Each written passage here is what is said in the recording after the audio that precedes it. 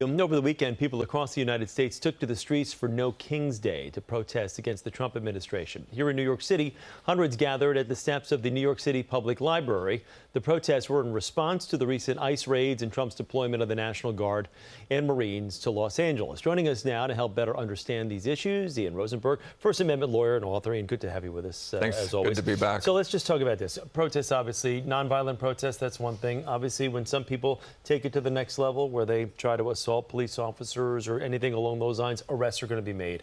Here in the city, mostly nonviolent for the most part, but arrests are still made. So what is that line of demarcation? We've talked so much about protests, whether it was the Columbia University last year or what's going on this year. But what is that line of demarcation that police have to make when arrests actually start being made? Right. Well, so the right to assemble and the right to protest are so fundamentally a part of the First Amendment that authorities really only have two areas in which they can limit or arrest people for such protest. One is time, place, and manner restrictions, very limited restrictions on where and when and what circumstances you could protest.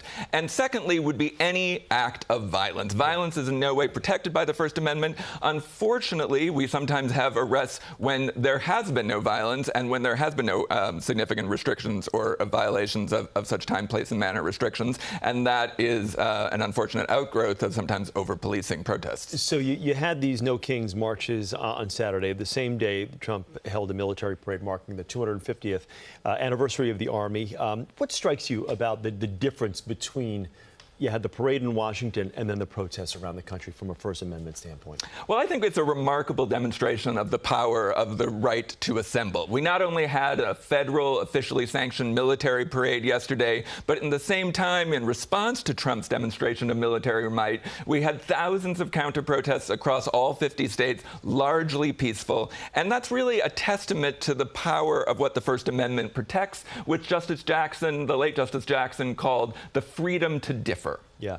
Looking at what's happening in Los Angeles over the last week and again over the weekend, sending in the National Guard obviously caused quite a firestorm. The governor of California, Gavin Newsom, suing the administration to regain control of those troops. What is the current state of that legal battle? Because I know then an appeals judge came in and stayed that argument and allowing the National Guard troops to stay in. Well, that's exactly right. And I think at the outset we should recognize that this is the first time in 60 years that a president has called in the federal troops despite the wishes of state officials. The last time was LBJ, who did so to protect civil rights advocates during their march in Selma. And so this was a very unusual case before a district judge, Charles Breyer. And on June 11th, he decided that Trump's actions in federalizing the California National Guard were illegal, that they exceeded both its statutory authority and violated the 10th Amendment. Trump immediately appealed, as you said, and then the Ninth Circuit stepped in and said, we're going to decide the case. Everything's on hold. Their hearing on the case